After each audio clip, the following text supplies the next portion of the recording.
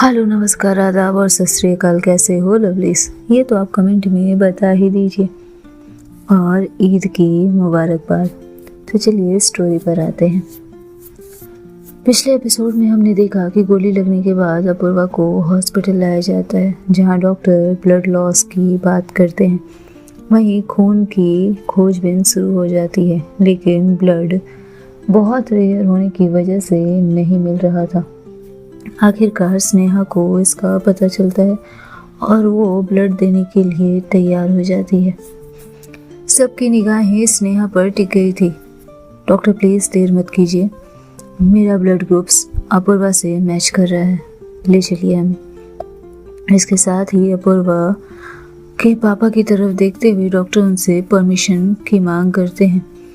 अपूर्वा के पापा पहले स्नेहा को देखते हैं और उससे इजाज़त मिलने के बाद सिर्फ गर्दन हिला देते हैं। बेहद ही असहाय लग रहा था आज वो इंसान।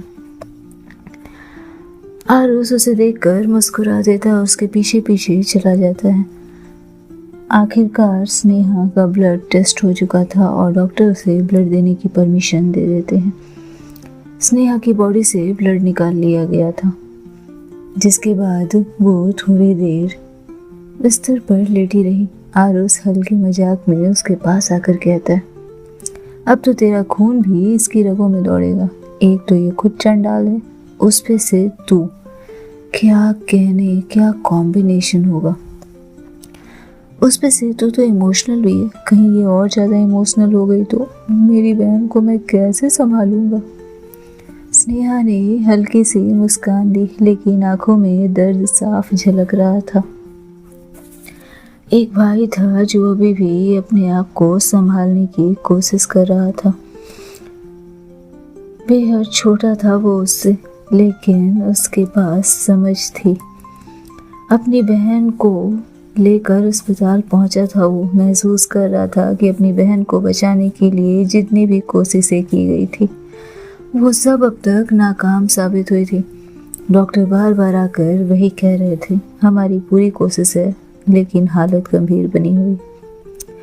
छोटा भाई हमेशा अपूर्वा के साथ खेलता था, हंसता था। उसकी दुनिया की सबसे मजबूत साथी रही थी अपूर्वा। आज वो खुद को एक छोटे से बच्चे जैसा महसूस कर रहा था। वो अपने हालात में कुछ नहीं कर सकता था। उसकी आंखों से आंसू झरने वाले थे, लेकिन रोकने की नाकामयाब कोशिश जारी थी उसकी।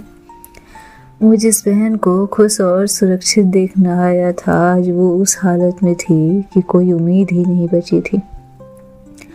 लोग इकट्ठा होते थे, लेकिन उसकी नजरें सिर्फ अपनी बहन पर थी। दिल हर पल टूटने जैसा महसूस हो रहा था और बार बार आते डॉक्टर और नर्स से उसके एक ही सवाल होते, दीदी को होश कब आएगा। और फिर अचानक से अपूर्वा को स्नेहा द्वारा डोनेट किया गया ब्लड चढ़ाया जाता है। कई घंटे बीत गए थे, सब जस का तस था, स्थिर, बिल्कुल स्थिर। सभी लोग अपूर्वा को घेरे उस दरवाजे के बाहर देख रहे थे, मानो कोई ऐसी दुआ अपने पुण्य के बदले अपूर्वा की जिंदगी की मांग कर रहे हों। और अचानक एक हलचल होती है। उसकी बहन की आंखें थोड़ी सी खुली थी। वो अभी पूरी तरह से होश में नहीं आई थी, लेकिन आंखों में थोड़ा सा जीवन झलक आया था। राहत की सांस ली थी परिवार ने। सुकून भर गया था उनके अंदर। पलकें भारी थी, लेकिन उसने धीरे धीरे आंखें खोली। सामने सबसे पहले जो चेहरा दिखा वो था उसके पापा का। थकान से भरा हुआ, मगर आंखों में राहत थी।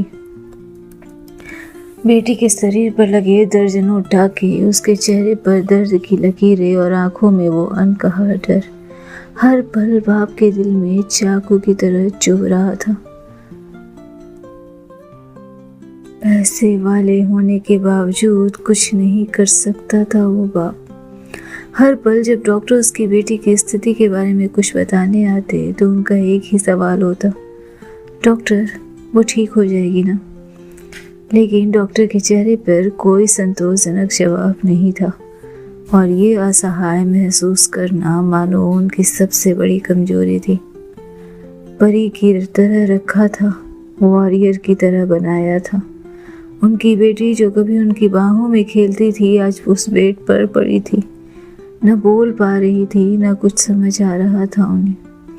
वो बाप जो हमेशा बेटी के लिए मजबूत और सशक्त होता था आज खुद सबसे कमजोर महसूस कर रहा था। आंखों में आंसू भर आए थे जो वो छिपाने की कोशिश कर रहा था और दिल में एक अजीब सी तड़प थी। होठों पर भीनी सी मुस्कान, एक असहाय भावना जैसे वो दुनिया के सबसे बड़े संकट में था। धड़कनें बेतहाशा तेज हो रही थी और आंखों में बस यही ख्वाब, मेरे बच्चे को बस कुछ ना हो। बेटी ने मुस्कुराकर अपने पिता को मानो ताकत देने की कोशिश की थी और हल्की सी खनक के साथ अपने पास बुलाया था। कितना अमीर वो शख्स जिससे दुनिया कुछ भी कहने में डरती हो, हिचकती हो, एक इशारे पर किसी बच्चे की तरह अपनी बेटी के पास पहुंचता है, सिर झुकाता है। आप रो रहे हो पापा? आवाज में वो प्यारी मासूमियत थी जो हमेशा उसे मजबूती देती थी। आंखें भर आई थी उस शख्स की। बाप का दिल अभी तक लाखों सवालों से घिरा हुआ था, अब थोड़ी शांति पाता है। वो बाप अपनी बेटी के पास बैठता है, बड़ी मुश्किल से उससे कहते हैं, तुम्हारे बिना मुझे जीने का कोई मतलब ही नहीं लगता। तुम मेरी परछाई हो, मैंने तुम्हें कभी असहाय नहीं देखा और मेरी ताकत अब मुझे फिर से वापस मिल गई है। अब नहीं रोने वाला। और ये आंसू नहीं थे, वो तो ये नालायक कुछ कुछ बोल रहा था तो हंसते हंसते बस आंखों में पानी आ गया था। बेटी ने धीरे से उनकी हथेली को अपनी हथेली में लिया और हल्के से मुस्कुरा कर कहती है, आपको झूठ बोलना नहीं आता पापा, और खुद को तो आप असहाय समझना मत। मैं और ये गधा, ये दोनों आपके साथ हैं। हंस पड़े थे उसके पापा। मुस्कान चेहरे पर उभर आई थी आरू के और इतनी मुश्किलों से अपने आंसुओं पर कंट्रोल कर रहा वो बच्चा अब रो पड़ा था। अपूर्वा कमजोर आवाज में आरू को कहती है, अगली बार पापा को इस हद तक हंसाया या रुलाया ना तो मार डालूंगी मैं तुम्हें। माँ वहीं पर खड़ी मुस्कुरा रही थी और आरुष चुपचाप उसे देखे जा रहा था। जानती थी अपूर्वा कि कुछ भी हो जाए ये अभी कमज़ोर नहीं पड़ सकता, सबके सामने तो बिल्कुल नहीं। बखूबी जानती थी वो अपने भाई को। तभी उसकी नज़र स्नेहा पर पड़ती है। स्नेहा की आंखों में हल्की चमक थी, होठ मुस्कुरा रहे थे। अपूर्वा ने उसे देखा। तुम यही थी? स्नेहा कहती है। और कहाँ जाती? तब से होश आने का वेट कर रही थी। इन धड़कनों का हिसाब रखा है मैंने। तुम बेवकूफ़ हो ना, देखना पड़ता है। और घूर कर देखने की कोशिश की थी अपूर्वा ने उसे। खुशियाँ वापस लौट आई थी मल्होत्रा फैमिली में। अपूर्वा के पापा उसे कहते, मैं डॉक्टर से बात करके आता हूँ। और इसके साथ मानो अब उनके जीवन में फिर से ताकत लौट आई हो। वो अस्पताल में डॉक्टर से मिलने चले जाते। आरुष की माँ कुछ फ्रूट्स लाने भेजती है और इसके साथ ही वो अपूर्वा के माथे को चूम बिना कुछ बोले कमरे से बाहर निकल गई थी। अब सिर्फ स्नेहा थी कमरे में। कब से रुकी हूँ यहाँ पर? कुछ खाया? अच्छा, मैंने खाया या नहीं ये पता करना है। वैसे आपको गोली खाकर कैसा लग रहा है मैडम? स्नेहा, चुप हो जाओ पूर्वा, एकदम चुप। तुमसे मैं इस पर बाद में बात करूंगी, अभी तुम कमज़ोर हो। Don't call me weak. Okay बाबा, तुम दुनिया के सबसे ताकतवर इंसान हो। एक्चुअली इंसान नहीं, तुम दुनिया की सबसे बड़ी जानवर हो। जानवर भी नहीं, सांप हो, सांप, एनाकोंडा। अपूर्वा फिर से उसे घूरती है। तभी दरवाजे से माँ अंदर आई, ट्रे में जूस लेकर। उसके चेहरे पर चिंता झलक रही थी और आंखों में ममता। स्नेहा, जूस पियो, खून देने के बाद ऐसे नहीं रहते, काफी देर हो गई है। अपूर्वा ने चौंक कर स्नेहा को देखा। तुमने ब्लड दिया? हल्की मुस्कान तैर गई थी माँ के होठों पर। स्नेहा बस उसे देखे जा रही थी। दोपहर से रात का समय हो चुका था। स्नेहा और आरोस हॉस्पिटल में रुकने की बात कहते हैं और अपूर्वा के पापा मम्मी सहित स्नेहा के मम्मी पापा घर चले जाते। स्नेहा अब उसके पास बैठी थी। कमरे में बाकी लोग बाहर चले गए थे, बस वही दोनों थे। स्नेहा धीरे से उसे कहती है, तुम मुझे सच में मार देना चाहती हो ना अपूर्वा? क्या बकवास है ये? जो पूछ रही हूँ उसका जवाब दो। तुम सच में मुझे मरा हुआ समझना चाहती हो? तभी तो गोली खाने खुद आ गई थी। अपूर्वा ने उसकी आंखों में देखा। अगर तुम्हें कुछ हो जाता तो क्या मैं सच में जी पाती? और मैं खड़े खड़े तुम्हें गोली लगते देख सकती थी। तुम्हें इस हाल में देखकर जिंदा रहना कितना मुश्किल था ये तुम नहीं समझ सकती अपूर्वा मल्होत्रा। तुम जब तक होश में नहीं आई थी, मेरी हर धड़कन तुम्हारे नाम का जाप कर रही थी। गहरी सांस ली थी अपूर्वा ने। धीरे से अपना हाथ स्नेहा के हाथ पर रखा। गोली खाने के लिए तो माफी नहीं मांगूंगी। हाँ, तुम्हें परेशान होना पड़ा इसके लिए सॉरी। मैंने हमेशा तुमसे दूर जाने की कोशिश की, लेकिन तुम्हारा प्यार मुझसे दूर नहीं हुआ। तुमसे हार गई मैं स्नेहा, तुम्हारे प्यार से हार गई मैं। तुम्हारी मोहब्बत के आगे हार गई मैं जिद से अपने। धीरे से स्नेहा उसके हाथों पर हाथ रखती। होगा तुम्हारे लिए ये हार जीत का मसला, मेरे लिए जंग नहीं बंदगी हो तुम। हल्की मुस्कान तैर गई थी अपूर्वा के होठों पर। कमरे की खामोशी सुकून देने वाली थी। अपूर्वा की उंगलियां स्नेहा की हथेलियों में कुछ आकृति कुरेद रही थी, जैसे अब वो कभी उसे जाने नहीं देगी इसका वादा लिख रही हो, उस पर दस्तखत कर रही हो और इस बात को सुनिश्चित कर रही हो। थोड़ी देर में स्नेहा कमरे से बाहर आती है। आरुष कमरे में अपूर्वा के साथ था और उसके साथ जाते ही दौड़कर उसका हाथ पकड़ लेता है और मुंह से बस एक ही शब्द निकला, दीदी। अपूर्वा ने हल्के से मुस्कुराते हुए छोटे भाई की तरफ देखा था। आज ये नालायक आरुष तो बिल्कुल नहीं था। आज तो ये कोई ऐसा बच्चा था जिसके लिए माँ जैसी थी अपूर्वा। आंखों में एक अजीब सा सुकून था, जैसे वो सब कुछ समझ रही हो, उसकी आंखों की हर दलील को पढ़ रही हो, हर शिकायत को पढ़ रही हो। उसे कहने की जरूरत न पड़े। उसके होठ हल्के से हिलते हैं। तो चिंपैंजी रो रहा है।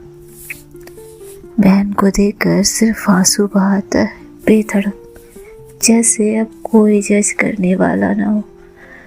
अब उसे इस बात की चिंता ना हो कि कोई ये कह दे कि मर्द होकर रो रहे हो। अब उसे कमज़ोर पड़ने में डर नहीं लग रहा हो।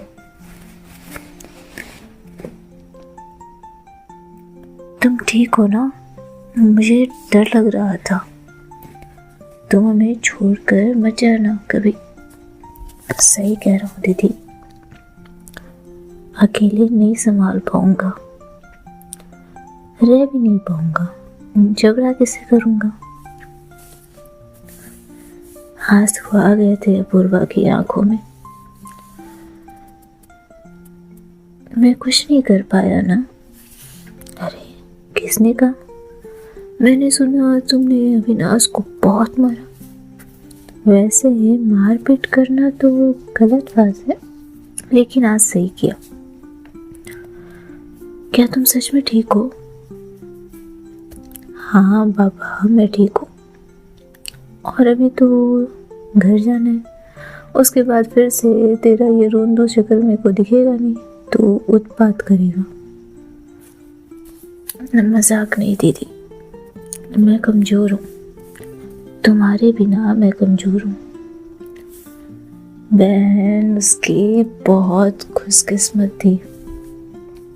तुम्हारे दिल में जो उम्मीद है वही मेरी ताकत है आरू। तुम मेरे लिए सब कुछ हो, और तुम्हारी उम्मीद के लिए अगर मुझे जिंदा रहना पड़े तो मैं हर बार जिंदा लौट कर आऊंगी। हम दोनों एक दूसरे के लिए हैं और मैं हमेशा तुम्हारे साथ रहूंगी। चुप था वो, आंखों में हल्का सा विश्वास था। बहन की आंखों में वो शक्ति थी जो वो कभी नहीं भूल सकता था। और उस पल में उसे महसूस हुआ कि उसकी बहन जो हमेशा उसे बचाती रही है, आज उसे बचने का एक नया तरीका दिखा रही है। आज भी बिस्तर पर लेटी वो उसे शक्ति दे रही है। आज भी वो उसके लिए किसी माँ से कम नहीं है। कितना खूबसूरत था ये समय। हमारे समाज में मर्दों को कहाँ इजाज़त होती है भावना दिखाने की, रोने की, तड़पने की, इज़हार और कमज़ोर पड़ने की। पर होते हैं वो बेहद कमज़ोर, नाजुक। चाहिए होता है उन्हें कोई मजबूत कंधा। मर्द भावनाओं में सबसे जटिल अभिव्यक्ति है, और उन्हें समझने के लिए उनको बच्चा जैसा पुचकारना ज़रूरी है। आखिर दुनिया के सबसे सख्त दिखने वाले लोग असल में सबसे कमज़ोर ही तो होते हैं।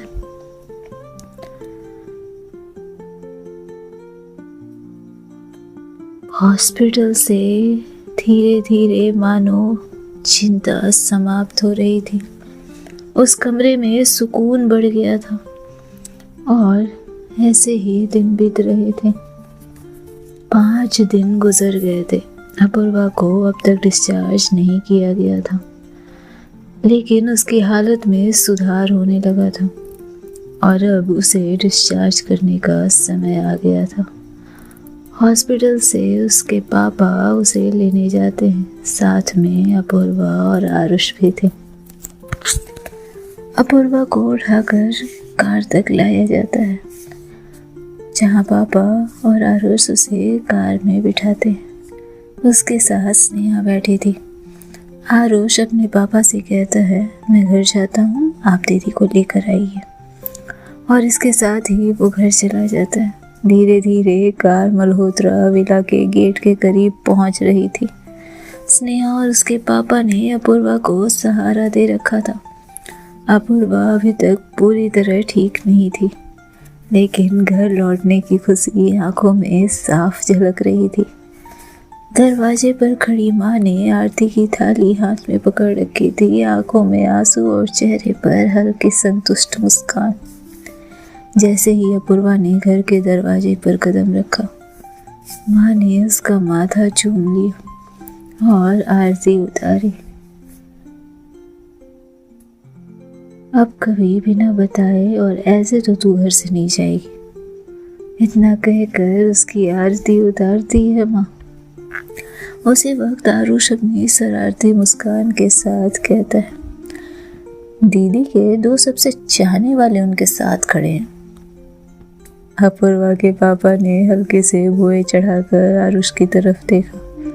तू नहीं सुधर सकता ना, बिना मार के तो तू कतई नहीं सुधर सकता। आरुष फटाक से माँ के पीछे छिप गया। नहीं नहीं नहीं खूंखार सिंह, मैं तो माँ का बेटा हूँ। सभी की हंसी छूट गई थी। माँ ने प्यार से आरुष के सिर पर हाथ फेरा। बिल्कुल, तू तो मेरा नटखट बेटा है। लेकिन अभी ध्यान अपूर्वा पे देने दे। आरुष अपनी शरारतों से कहाँ बाज आ सकता था। बार बार अपने पापा को छेड़ने की गलती कर रहा था वो। क्या होना था आगे जानने के लिए सुनते रहे नेक्स्ट एपिसोड। तब तक खुश रहें, स्वस्थ रहें, मस्त रहें, बिंदास रहें।